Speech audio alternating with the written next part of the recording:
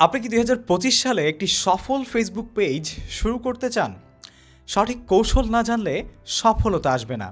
তাই আজকের এই ভিডিওতে আপনাদের সাথে আমি শেয়ার করতে যাচ্ছি ২০২৫ সালে এই পর্যায়ে এসে আপনি একটি ফেসবুক পেজ শুধু তৈরি করলে হবে না, এমন ৬টি বিষয় আপনাদের মেনে চলতে হবে, যেই বিষয়গুলো মানলে আপনার ফেসবুক পেজকে আপনি সফলতার দ্বার প্রান্তে নিয়ে যেতে পারবেন।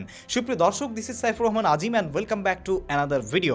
এই ভিডিওতে আমি সেই ৬টি বিষয় আপনাদের সাথে আজকে শেয়ার করতে যাচ্ছি, যে ৬টি বিষয় আপনার ফেসবুক পেজে ইমপ্লিমেন্ট করে আপনি যদি শুরু করেন তাহলে আপনার সূচনাটাই শুরু হবে সফলতার হাত ধরে। So let's get started. তো প্রথমেই রয়েছে আপনার ফেসবুক পেজের উদ্দেশ্য নির্ধারণ করা।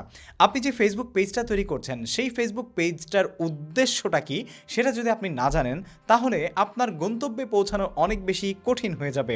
আপনি আসলে বরিশাল যাচ্ছেন, আপনার বরিশাল যেখানে যাওয়ার কথা সেখানে যাওয়ার জন্য লঞ্চে যাওয়া লাগবে নাকি বাসে যাওয়া লাগবে সেটা আপনাকে প্রথমে জানতে হবে।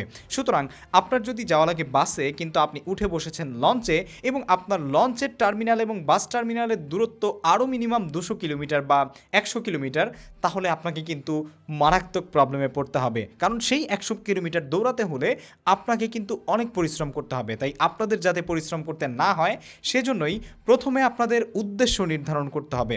আপনার ফেসবুক পেজের উদ্দেশ্য কি? আপনি কি এন্টারটেইনিং কন্টেন্ট বানাবেন, আপনি কি এডুকেশনাল কন্টেন্ট বানাবেন, নাকি ব্র্যান্ড প্রমোশন করবেন, নাকি পণ্য বিক্রি করবেন? এই জিনিসটা প্রথমে মনস্থির করুন যে আমি এই বিষয়ে কাজ করব। কারণ আপনি যখন মনস্থির করতে পারবেন আপনার পেজের ক্যাটাগরিটা বা আপনার পেজের কন্টেন্ট স্টাইল কী হবে, তখন আপনার অডিয়েন্স ক্যাটাগরাইজটা অটোমেটিক্যালি হয়ে যাবে, যেটা খুবই গুরুত্বপূর্ণ একটা বেজ অডিয়েন্স ব্র্যান্ডিং তৈরি করার জন্য। সেই জন্য অবশ্যই আপনাদেরকে বলবো প্রথমেই আপনার ফেসবুক পেজের উদ্দেশ্য নির্ধারণ করুন। উদ্দেশ্য নির্ধারণ শেষ, এখন কি চলে আসে? ফেসবুক পেজের নাম। এক্স্যাক্টলি, ফেসবুক পেজের নাম এবং সঠিক ক্যাটাগরি নির্ধারণ করা। আমরা অনেকেই আউল ফাউল যা ইচ্ছে মনে দিয়ে দিই একটা ফেসবুক পেজের নাম, তাই তো?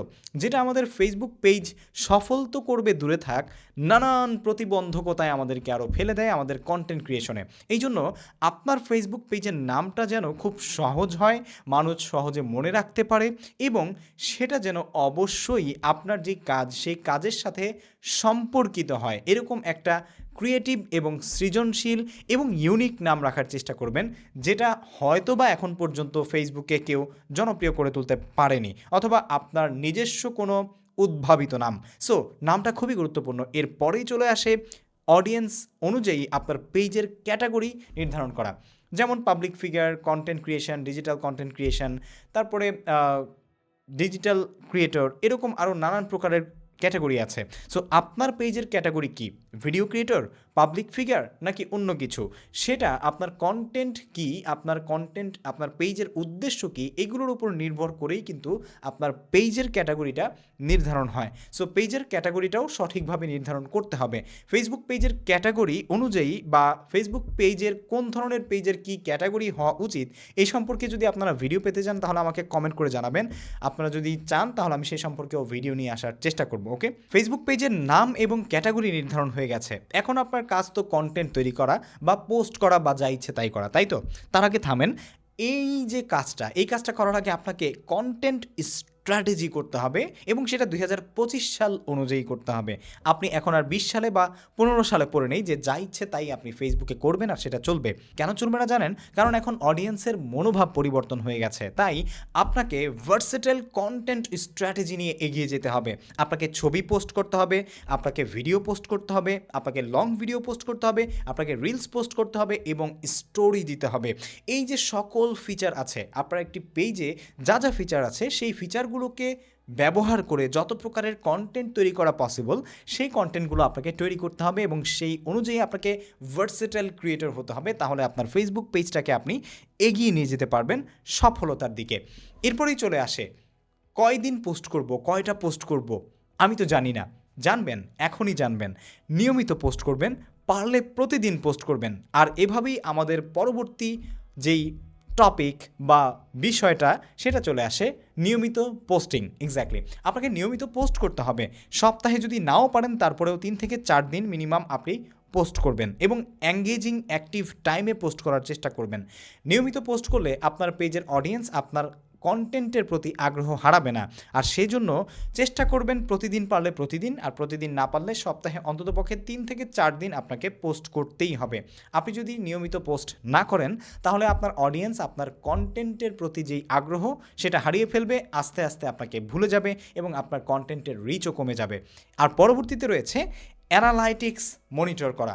এক্স্যাক্টলি, আপনার ফেসবুক পেজের কন্টেন্টের ইনসাইটে গিয়ে আপনার কন্টেন্ট পারফরমেন্স বিশ্লেষণ করুন, কারণ কন্টেন্ট পারফরমেন্স বিশ্লেষণ না করলে আপনার কোন ধরনের পোস্ট আসলে কী পরিমাণ রিচ পাচ্ছে, সেটার মানে অডিয়েন্স ইন্টারেস্ট কেমন, এই জিনিসটা বোঝার জন্য আপনাকে নিয়মিত আপনার যে ইনসাইট আছে ফেসবুক পেজের, সেই ফেসবুক পেজের ইনসাইট আপনাকে কিন্তু ফলো আপ করতে হবে, দেখতে হবে যে আসলে কোন ধরনের কন্টেন্ট বেশি চলছে বা ভালো চলছে, সেই ধরনের কন্টেন্টগুলোই কিন্তু আপনাকে দিতে হবে। এর বাইরে কম বেশি করলে আপনি হয়তোবা সফলতার দিকে যেতে পারবেন ঠিকই, কিন্তু সময়টা আপনার বেশি লাগবে।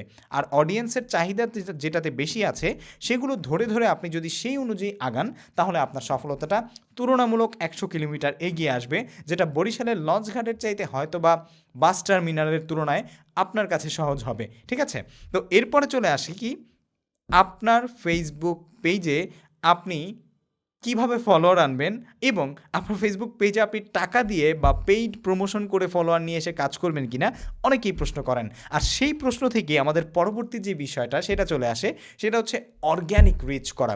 আপনার ফেসবুক পেজে যখন আপনি শুরু করছেন তখনই আপনাকে অর্গ্যানিক প্রমোশন মানে পেইড প্রমোশন না চালিয়ে অর্গ্যানিক যেই কাজটা সেটা করা উচিত। পেইড প্রমোশন আসলে সবার জন্য না, পেইড প্রমোশন কাদের জন্য এটাও যদি আপনারা জানতে চান তাহলে সে সম্পর্কে আমি একটা ডেডিকেটেড ভিডিও নিয়ে আসার চেষ্টা করব। আপনারা চেষ্টা করবেন আমাকে কমেন্ট করে জানাতে। আপনারা যদি আমাকে জানান তাহলে আমি সেই অনুযায়ী একটা ডেডিকেটেড ভিডিও নিয়ে আসার চেষ্টা করব। সো রিচ আপনাকে অর্গ্যানিক্যালি আনতে হবে। আপনি যখন অর্গ্যানিক রিচ আনবেন, আপনার পেজের কমেন্টে রিপ্লাই দিবেন, অডিয়েন্সের রিয়াকশানকে ইনভাইট করবেন এবং প্রত্যেকটা জায়গাতে আপনার অডিয়েন্সকে আপনি প্রায়োরিটি দিয়ে এঙ্গেজমেন্ট বাড়িয়ে তুলবেন, তখন আপনার অডিয়েন্স আপনার পেজকে এইভাবে ধরবে, এই যে আমি মাইক্রোফোনটাকে এখন যেভাবে ধরেছি, আর আপনার পেজকে ব্যর্থ হওয়ার দিকে কখনোই নিয়ে যাওয়ার কারণ হবে না যদি আপনি আপনার পেজে অর্গ্যানিক রিচ নিয়ে আসতে পারেন। সো এই যে বিষয়গুলো আপনাদের সাথে শেয়ার করেছি, এই বিষয়গুলো শেয়ার করার পর ফাইনালি যাওয়ার আগে একটা বোনাস টিপস আপনাদেরকে দিয়ে যেতে চাই যারা শেষ পর্যন্ত আমাদের ভিডিওটা দেখেছেন। আর সেই বোনাস টিপসটা হচ্ছে একটা কাজ, এই 6টা কাজের পরেও একটা কাজ যদি আপনারা বোনাসলি করেন, যেটা আমি আপনাদেরকে এই পয়েন্টের মধ্যে বলিনি, তাহলে আপনার সফলতা কেউ আটকে রাখতে পারবে না ফেসবুকে। আর সেটা কি জানেন? আপনার লং কন্টেন্টে 1 মিনিট অডিয়েন্সকে ধরে রাখার চেষ্টা করুন, প্রথম 1 মিনিট। আর আপনার শর্টস কন্টেন্ট বা রিলসের মধ্যে 30 সেকেন্ড, প্রথম 30 সেকেন্ড অডিয়েন্সকে ধরে রাখার চেষ্টা করুন যাতে কোনোভাবেই আপনার কন্টেন্ট স্কিপ করতে না পারে। যদি এটা করতে পারেন তাহলে আপনার ফেসবুক পেজের যে কোনো কন্টেন্ট সফল না হয়ে ভাই যেতে পারবো না কোথাও। এই তো আজকের ভিডিও এখানেই শেষ করে দিচ্ছি, দেখা হচ্ছে পরবর্তী ভিডিওতে। আজকের ভিডিওটা অনেক বেশি নাটকীয় ছিল, কারণ হচ্ছে সত্যি বিষয়বস্তুটা নাটকীয়, অনেকেই অনেকভাবে নিতে পারেন। দেখা হচ্ছে পরবর্তী ভিডিওতে। ভিডিও ভালো লেগে থাকলে লাইক কমেন্ট শেয়ার করবেন, ফলো করবেন, চ্যানেল সাবস্ক্রাইব করবেন এবং পরবর্তীতে কী নিয়ে ভিডিও চান সেটাও আমাকে কমেন্ট করে জানাতে ভুলবেন না। কমেন্ট বক্স নিচে আছে। আসসালামু আলাইকুম।